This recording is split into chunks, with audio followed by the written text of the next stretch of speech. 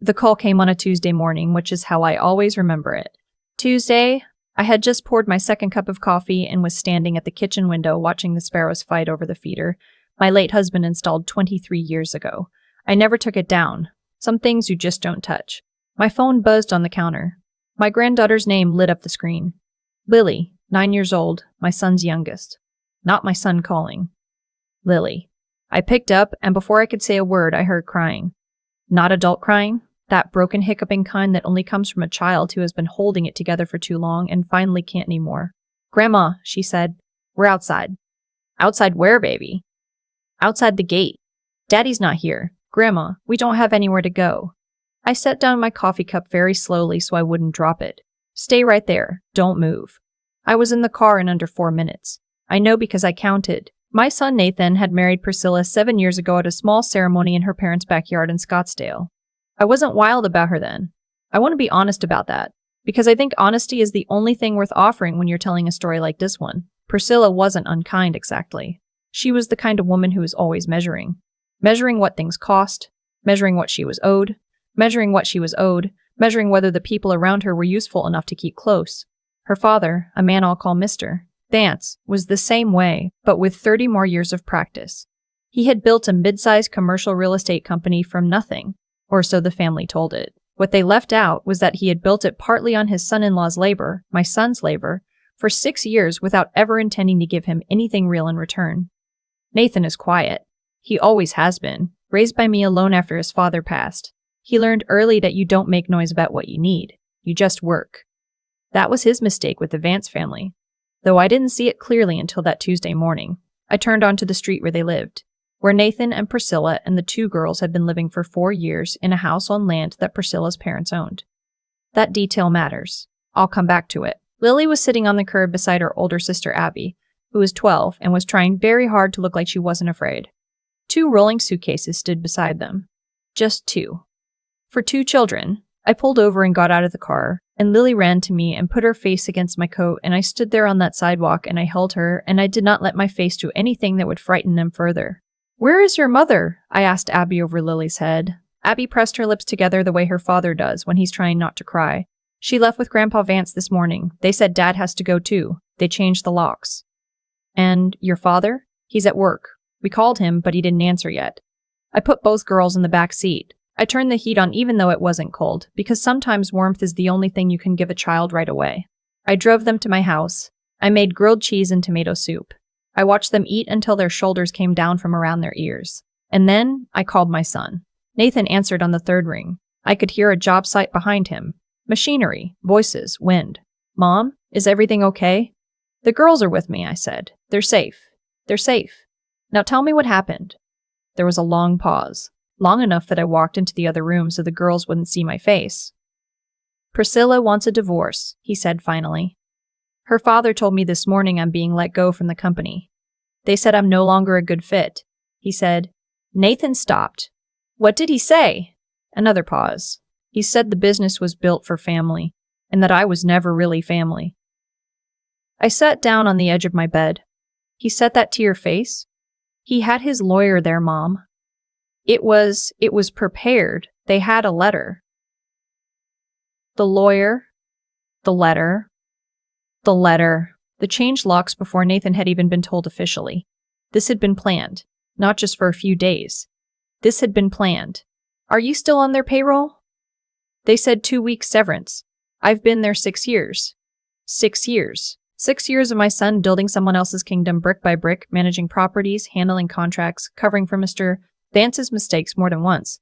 I knew about some of those because Nathan had called me late at night when things got hard, and I had listened, and I had told him to keep going because I believed in loyalty then, the way I used to believe in a lot of things. Come to my house when you're done, I said. Don't go back there tonight. Mom, I have to get my things. They changed the locks, Nathan. There's nothing to go back to tonight. Come to me. What they didn't know about me, what the Vance family had never bothered to find out, because people like them rarely look closely at the mothers, is that I spent 31 years as a contract attorney before I retired. Not a flashy practice.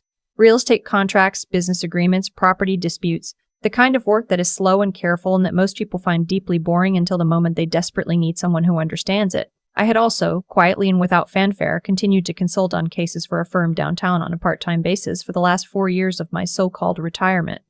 It kept my mind sharp. It kept my license active. I pulled out a yellow legal pad that evening after the girls were asleep on my pull-out couch, and Nathan was sitting across from me at the kitchen table looking like something had been taken out of him. I pushed a cup of tea in front of him. "Tell me everything," I said. "From the beginning.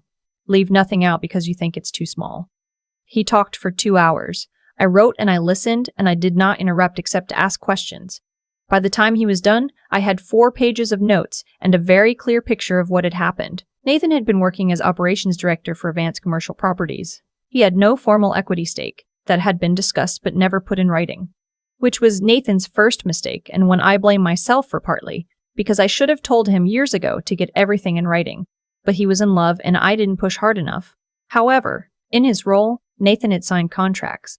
He had negotiated leases. He had, on 3 occasions that he could document, personally secured clients that were now the company's top grossing accounts. His name was on those agreements.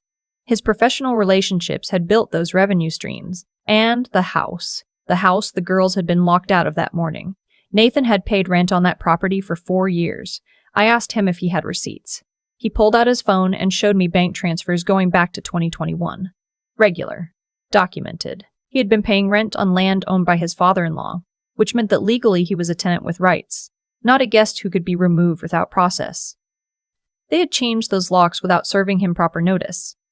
I circled that 3 times on my legal pad. I looked at my son across the table. He had his father's eyes and his father's habit of carrying everything alone until it became too heavy. I thought about Lily on the curb with her suitcase. I thought about Abby's face, 12 years old, and already learning to be afraid. I put down my pen. "They made a mistake," I said. "Several of them." Nathan looked at me the way he used to look at me when he was small and had scraped his knee and wasn't sure if it was bad enough to cry about.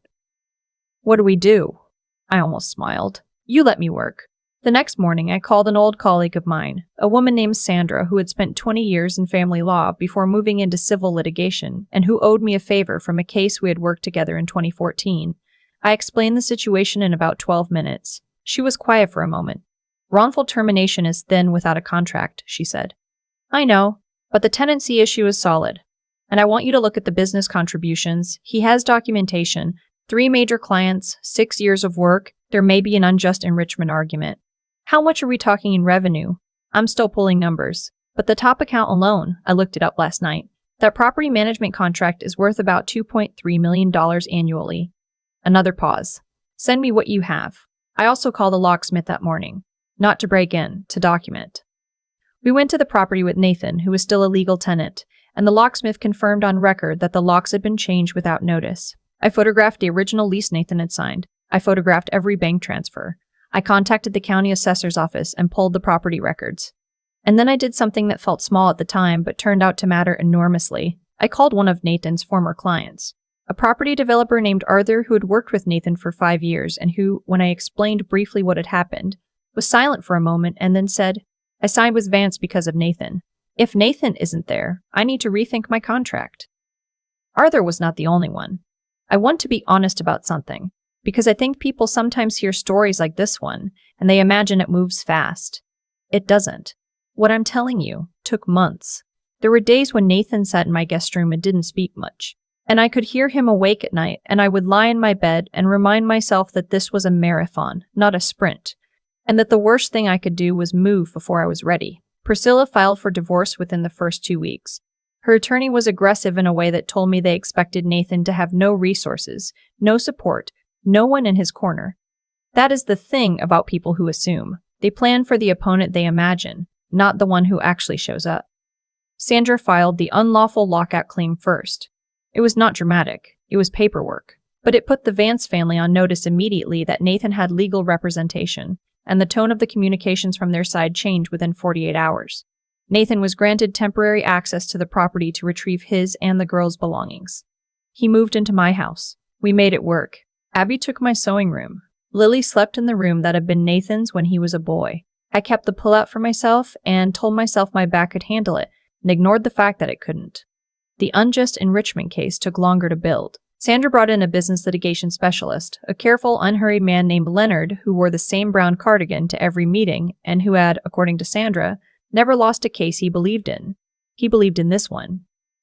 We deposed Mr. Bance in March. I did not attend. I waited outside in the hallway with 2 cups of coffee, and when Sandra came out after 2 hours, she sat down next to me and said he thought Nathan had nothing. He was completely unprepared. I handed her the coffee. "What's our number?" she told me. I nodded slowly. It was higher than I had expected. Meanwhile, Arthur had indeed reconsidered his contract with Vance Commercial Properties. He had called 2 other clients who had also worked closely with Nathan, and in the way that these things move through professional networks, a quiet conversation had begun about whether Nathan might be starting something of his own. Nathan didn't know I had spoken with Arthur. I want to be clear about that. I didn't engineer his professional future behind his back. I had simply told Arthur the truth, one professional to another, and Arthur had made his own decisions. By the time Nathan learned that 3 of his former clients wanted to follow him into whatever came next, he had been staying in my house for 4 months and had started to look, slowly, like himself again. I sat with him the evening he told me. He had made dinner. He's a better cook than I ever was. And we were eating at the kitchen table where I had taken my notes that first night, and he was talking about the clients and what it might mean, and his voice had something in it I hadn't heard in a long time. "Mom," he said, "did you talk to Arthur?" I took a sip of water. I called to explain what happened. I didn't ask him to do anything. Nathan looked at me for a long moment. "You knew he'd walk. I knew he was loyal. There's a difference." He shook his head slowly. "Not angry. Something else. You've been running this whole time," he said. "Haven't you?" I set down my fork. Someone had to. The settlement came in June. I won't give the exact number because some of it is still under terms that restrict what I can say, but I will tell you that it was enough. Enough for Nathan to put a deposit on office space downtown. Enough that Priscilla's attorneys stopped being aggressive and started being careful. Enough that Mr. Talon, Vance, who had spent 40 years building something on the assumption that people without power would stay that way, understood for the first time that he had been wrong about my son. The divorce settlement was separate. Fair. The girls would spend equal time. Nathan had never wanted to fight about the girls. He had only ever wanted to protect them. And in the end, even that moved toward something workable. There was a morning in July, early, before the girls were up. Nathan came downstairs and found me already in the kitchen with my coffee and the sparrows at the feeder. He stood in the doorway for a moment. "I want to thank you," he said. "I don't know how to." "Don't," I said. "It wasn't unkind. I just meant it. There are some things between a mother and her child that don't need ceremony." He sat down across from me the way he used to when he was young and had a problem, and wasn't sure if it was big enough to bother me with. I pushed my coffee cup toward him. He took a sip, even though he doesn't drink coffee, just to have something to do with his hands. "I should have called you sooner," he said. "Yes, I didn't want you to worry." "I know." I looked at him. "Nathan, you have never been the problem. Not once. Some people take everything you offer and then decide you were never really part of the family. That doesn't mean they're right. It means they were never paying close enough attention." He didn't say anything for a while. Outside, the sparrows argued over the feeder, and the morning came in slow and gray through the window. "What happens now?" he asked. I picked up my coffee.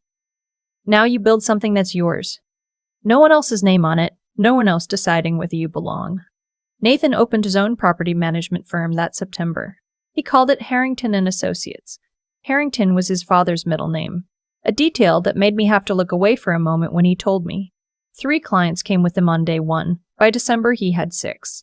Lily decided she wanted to stay at my house for the school year because, she said, she liked being able to walk to school, and also she liked my grilled cheese.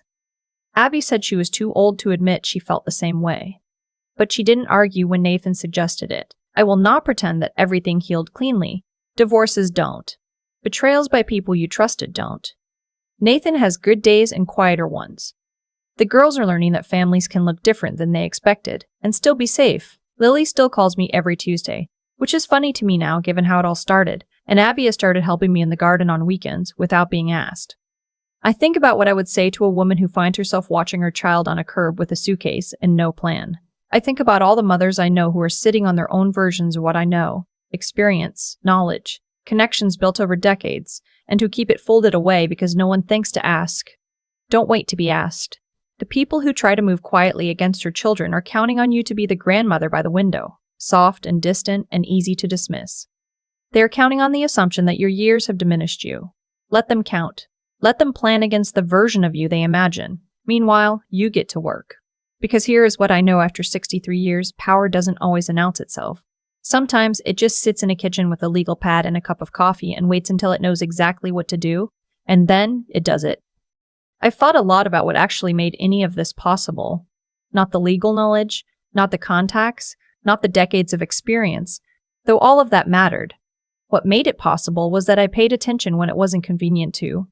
I watched my son for years. I watched him give his best work to people who had already decided he was temporary. I watched him be careful and loyal and quiet, and I watched those qualities get used against him by a family that mistook his patience for weakness. And I said nothing for too long because I told myself it wasn't my place. He was an adult. She was his wife. That was his life to navigate.